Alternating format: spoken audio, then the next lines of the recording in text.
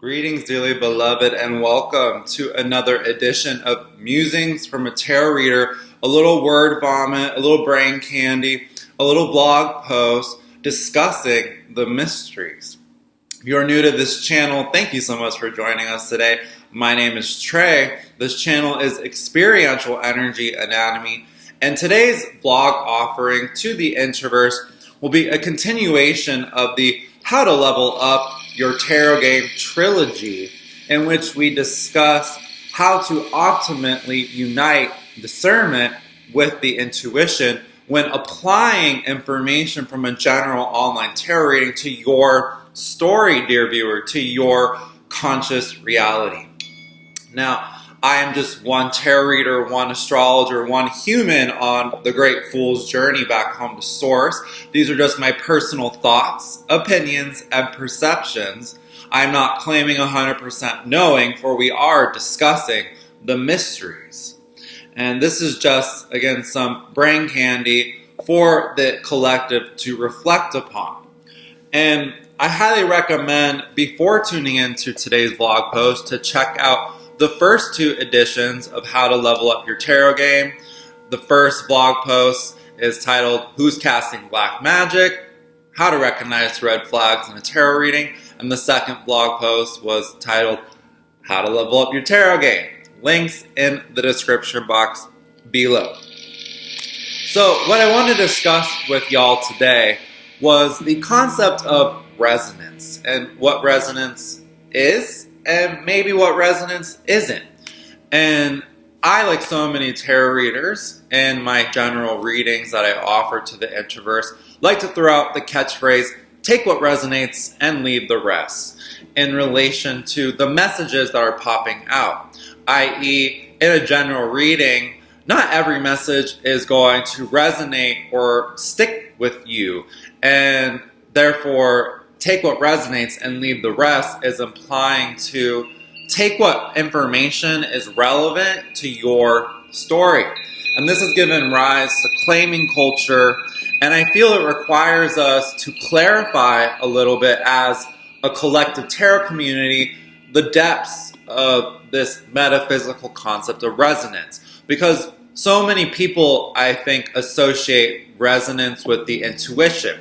This message is resonating with me. That means my intuition is telling me, right, that it applies to my story, to my situation.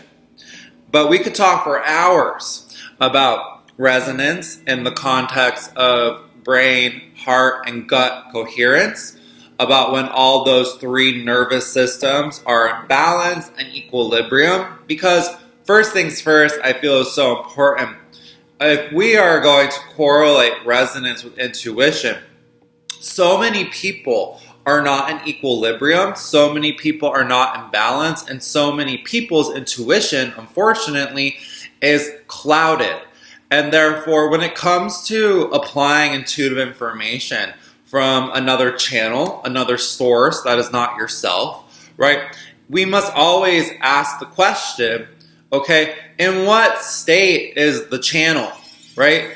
Is this being, this person, are they in equilibrium in order to claim that they are resonating or vibrating at a different frequency from which they are receiving intuitive information? Especially people who are claiming to be spokespeople, to be channels to higher entities, higher beings. I mean, discernment, folks. So with that being prefaced, if this is something that interests you, welcome. So now that we've talked a little bit about what resonance is in the metaphysical context, definitely leave a comment in the description box below, in the comment sections below, about what is your personal understanding of resonance. Now let's maybe perhaps what resonance is not. Let's define that, because I think that's important to understand. In my humble opinion, maybe resonance is not, this message feels good, so it must be true in my story. I'll repeat. Maybe resonance is not. This message feels good. Therefore, it must be true in my story. Okay? This leads me into the first of our 4 tips today. Tip number 1. Question your emotions, not your intuition. And this leads us into the question always when you are attempting to apply the intuition, actually use it as a tool. Am I in emotional equilibrium right now? Are my emotions about the situation, about the person, about the place, the circumstance? Are my emotions clouding my intuition? And some people, before the empaths come from my weave, some people may be saying, well, that seems like you're just sowing the seeds of doubt. And in order for my intuition to work, I have to trust it 100%. I can't question my intuition, otherwise it's not going to work. Well, that's a very unbalanced approach, in my humble opinion. That's completely lacking logic. And in order to open up higher levels of consciousness, logic and intuition have to be in balance. Otherwise, it's really, really easy to fall into the trap of self-delusion. This is what Neptune energy teaches us, especially right now with Neptune retrograding and the sign that rules, Pisces. That so many people, again, who are claiming to be channels to the Pleiades, who are claiming to be channels to the Arcturians, who are claiming to be the personal spokesperson for Metatron, unfortunately, there's a lot of spiritual ego there and a lot of self-delusion. Okay? And this is why discernment is so important, again, people. And therefore, tip number 1, question your emotions, not your intuition. Maybe we can walk through an example to help you understand why this is so important. So let's take a hypothetical viewer named Susie, right? And Susie has been watching a lot of tarot readings in order to hopefully get some information about an ex-boyfriend who has been ignoring all of her attempts to communicate. Shocker.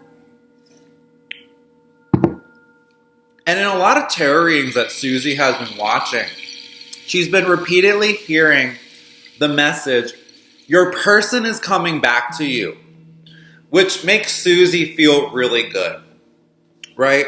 And unfortunately, though, in Susie's story, right, okay, she is not receiving any communication, right, from her ex-boyfriend, which makes her feel confused, which makes her start to doubt her own intuition about, well, when I heard that message, it felt so good. It felt so good to have the idea that my person's coming back. And if I'm going to manifest that, I have to believe the message in order for it to manifest, because that's how magic works, right?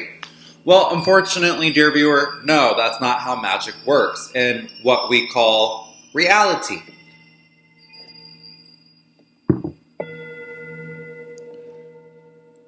When someone is lonely, when someone is desperate for the attention from an ex-lover, maybe a covert or overt narcissist, that personality type is very prone, right, to being emotionally dysregulated, to not being equilibrium and just swallowing any toxic positive hopium type of message in a tarot reading without applying any discernment, right? Because it's that false hope that is being seeded actually in those type of tarot readings.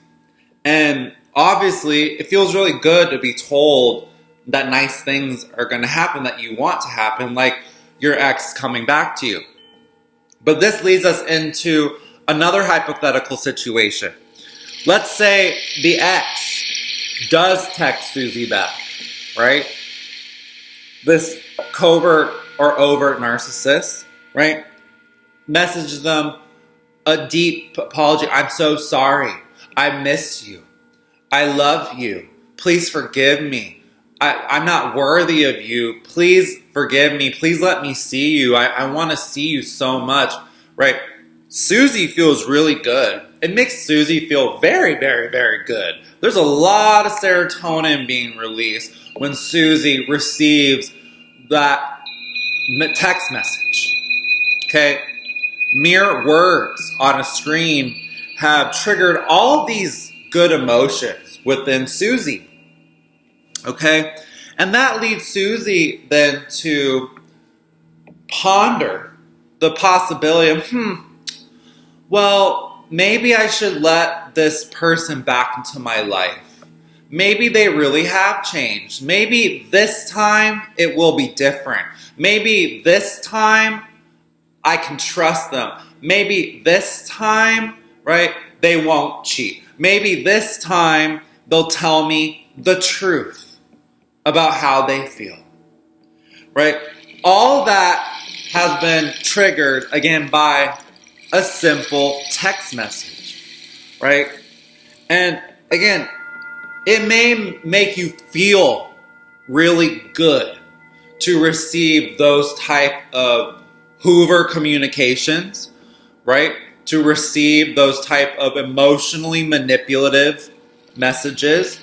But the truth in that situation is that your emotions are probably being toyed with, and it's probably not a healthy decision to enter into a new cycle with that ex. They're an ex for a reason, perhaps. So again, this just brings us back to tip number 1. Question your emotions, not your intuition. Because Susie in that situation, in that hypothetical situation, right, her emotions are all over the damn place, right? Her emotions are not in a state of equilibrium in order to make a conscious choice that's not an emotional reaction, right, to outer stimuli, but a conscious choice to act in a way that is in her best interest moving forward for her goals, her independence, for her self-sovereignty as an individual, right? So intuition, again, perhaps is not, this message feels good. It's resonating with me, okay? Because, you know, in my humble opinion, dearly beloved, right, what we often desire to hear in a tarot reading, your ex is coming back to you. You're going to be making a lot of money in the future. Or you're going to be receiving, right, some type of karmic gift. You know, often the most important walk-away messages in tarot readings are messages that initially don't make you feel good. Initially, the most important information you can often gain from a tarot reading are messages that initially make you uncomfortable. And they force you to sit in the discomfort of truth. Because as Lizzo said, truth hurts. And all I know to be true is, as a tarot reader, an astrologer, and someone who offers personal readings to people, right? Again, the most important walk-away messages often are the things that people don't want to hear. Because true growth, true soul growth is often a little bit painful. Probably you're going to cry, and you're going to feel initially uncomfortable at first. Especially when we're dealing with deep subconscious issues. Nobody wants to dive deep into the shit of their subconscious, right? Not a lot of people want to do that type of work, okay? So again, it's so easy for people to be manipulated into believing that a certain message is resonating with them, right? Because we want to hear what we want to hear. We want to hear what makes us feel good. That's human nature. But I'm going to repeat it. often the most important walkaway messages that you can apply from a tarot reading to your life, to your story, dearly beloved, are the messages that initially make you feel uncomfortable. Sit in the discomfort.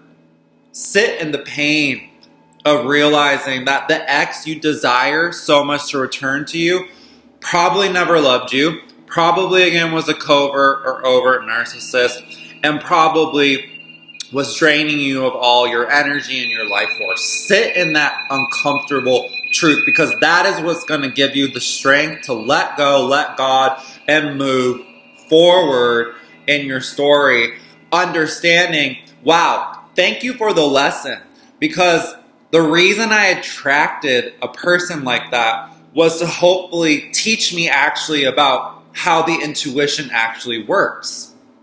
You see, this leads me to tip number 2. I highly recommend to ground down any intuitive information that you receive from a tarot reading, right, with the logic, okay? So this leads our awareness, especially during eclipse season, especially again with Neptune retrograding in Pisces, to the duality, the polarity of a true vision versus a fantasy, right? A true download of another spiritual reality or dimension versus self-delusion, right? A true, again, vision, spiritual experience, intuitive information versus fantasy, illusion, right? And I'm just sensing here, we need to discuss what resonance is in the context of logic. So, in the context of logic, resonance is related to something called triangulation. Now, this has nothing to do with triangulation in the context of narcissistic abuse. Triangulation in logic is when you take a claim. For example, your ex is coming back to you. A very popular claim in many online tarot readings. And you say, okay, so this reading is claiming that Joe Schmo is coming back to me. Well, okay, that's coming from source A, the tarot. Let me look at source B, the astrology, and see what information is telling me about the possibility of that manifesting. And then let me look at the third source, C, in this case, the numerology, and let's see what information is happening over there. And if there is patterns of similarity between all 3 sources of information, then there is resonance there. And you can make a more probable claim. You can say it's more likely, given the resonance between these 3 fields of information, that Joe Schmo will hoover back around, right? And this, again, is called triangulation in logic. And it's a simple method of verification in order to ground down intuitive information. Because in the words of Dr. Carmen Bolter, who is one of my heroes, she has made the amazing documentary series, The Pyramid Code. She's an Egyptologist, a historian of matriarchal cultures, and also a linguist and a qualitative researcher. She has taught qualitative and quantitative research at the highest levels of education in universities in Canada. And she herself balances so beautifully intuition, spirituality, and logic. And she said that she can gain a theory from a spiritual experience. She can gain a theory from intuitive information. But then in order to ground it down in what we call objective reality, that subjective theory, right, she has to go through a variety of methods of verification. And this, again, is how we develop discernment. Dearly beloved, it is so important.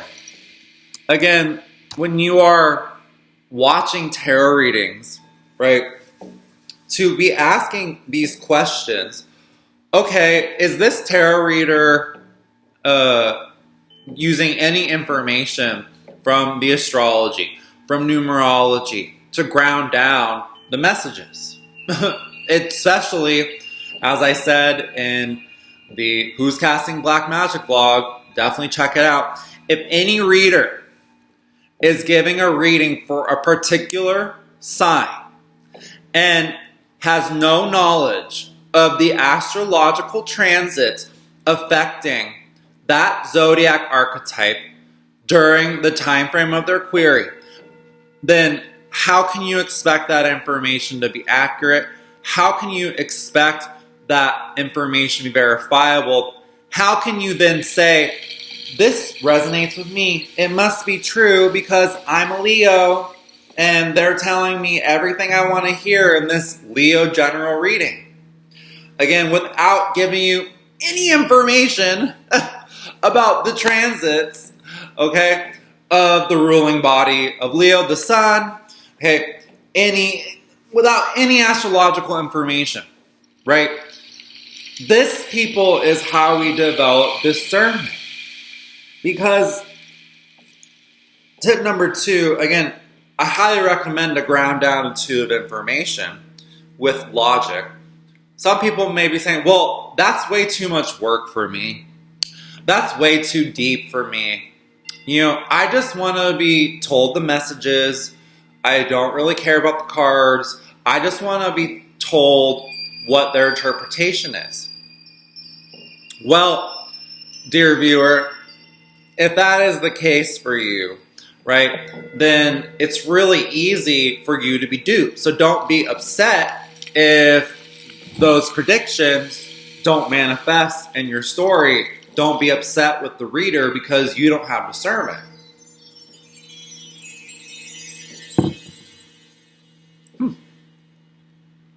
This leads me to tip number 3. Ask your guides, your spirit team, for assistance in decoding symbolic information. So many people actually receive valuable intuitive information from the subconscious mind, which is what the tarot is attempting to help you decode, via their dreams.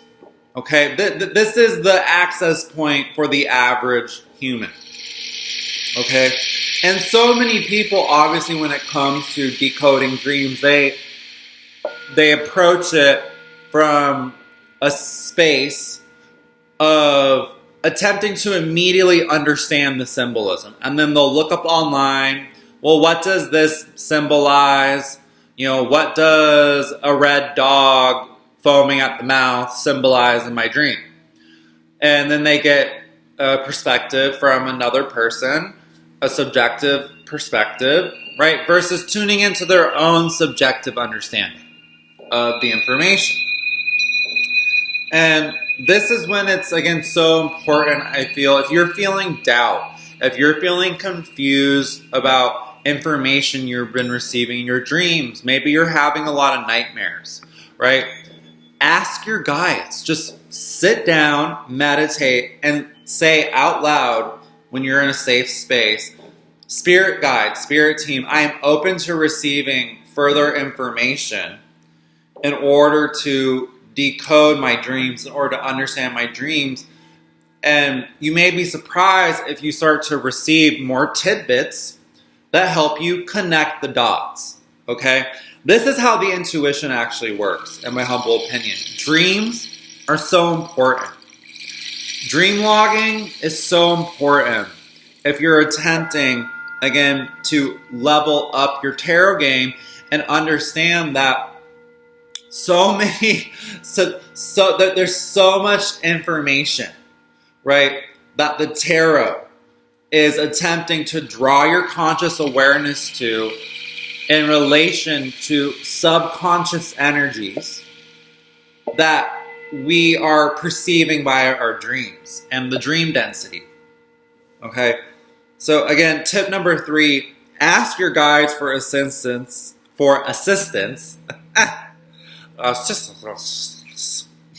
assistance and decoding symbolic information.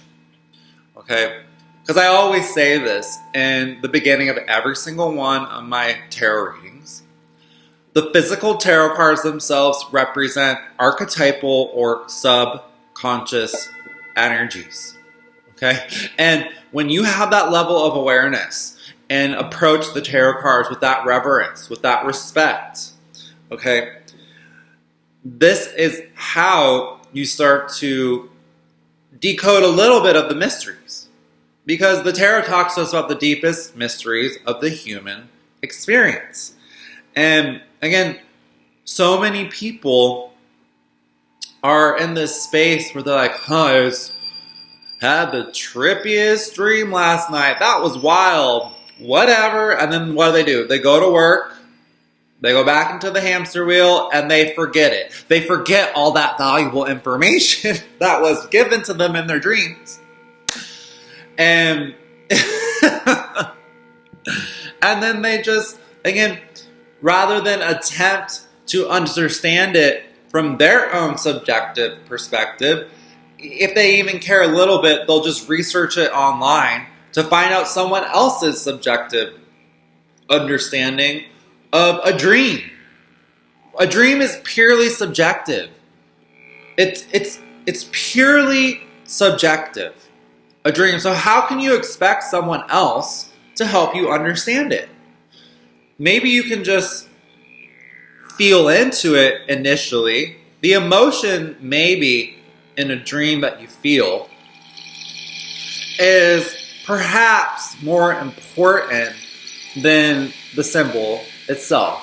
I'm not saying the symbolism is not important, but when you wake up from a dream and you're immediately trying to consciously understand what the symbol means, you're in the conscious mind already. You're not in the subconscious anymore. And the subconscious is like, the subconscious intuitive understanding is immediate.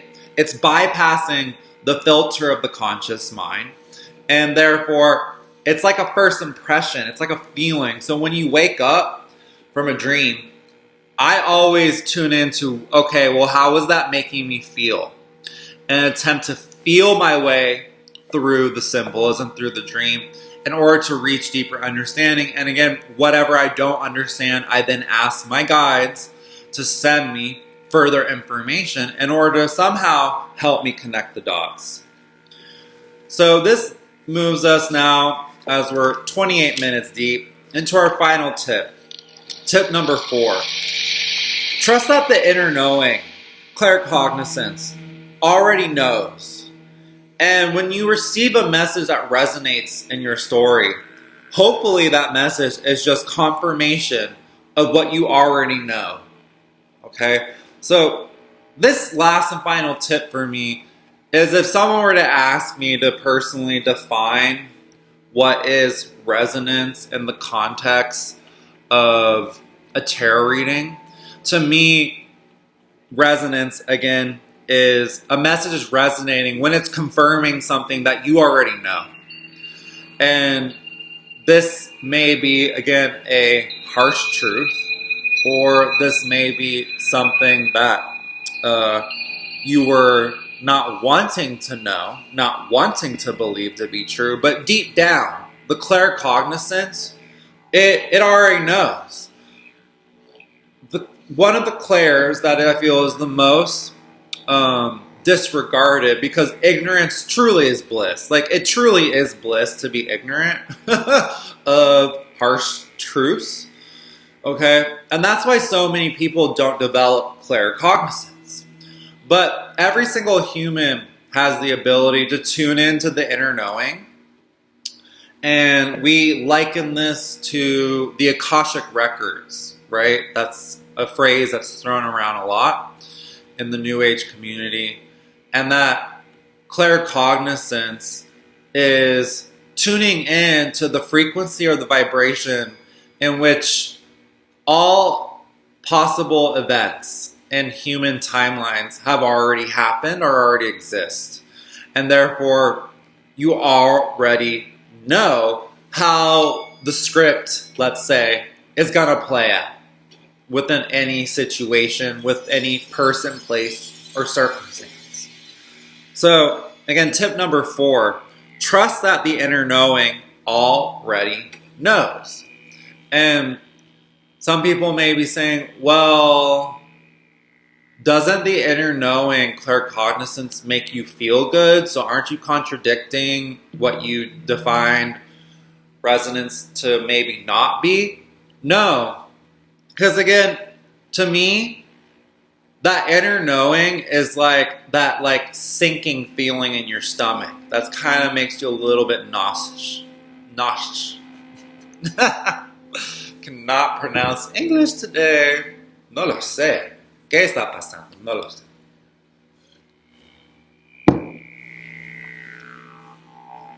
That inner knowing to me, when I truly know something, like in the depths of my being, it's like a sinking feeling. You know, it's a feeling of, oh shit, I already knew that they were cheating. I already knew it, and I didn't want to see it. I didn't want to believe it to be true, but I knew the whole time, and I ignored what my intuition was telling me. That is what I feel I have learned personally throughout my journey of developing the intuition and discernment. Of course, too, though, I feel when something is truly resonating with you, like, let's say, I talked about Dr. Carmen Bolter's documentary, The Pyramid Code, earlier. I, like millions of people, the first time I watched that, it resonated on a deep, deep level. And it made me feel very energized. So that's another way that I feel the inner knowing, you know, that it's being activated, that claircognizance. It was telling me things that my soul already knew deep down on that level. And it was activating those energies and making me feel very energized, making me connect all the dots. It was making me think about all these concepts and made me feel very creative and want to express, right? So that's another sign I feel that you know that your claircognizance is really being turned on, activated. But again, coming back to a simple definition in the context of a tarot reading, a message that resonates is just giving you confirmation of something you already intuitively know. So that is how I will end this blog post. If you tune in all the way to the end, thank you so much for tuning in today. Every single comment, like, share, subscribe is truly appreciated from the bottom of my heart chakra to yours. And if you are interested in checking out some personal readings, check out my Patreon page, link in the description box below. With all that being offered to the Interverse, have a high vibe day. Toodaloo.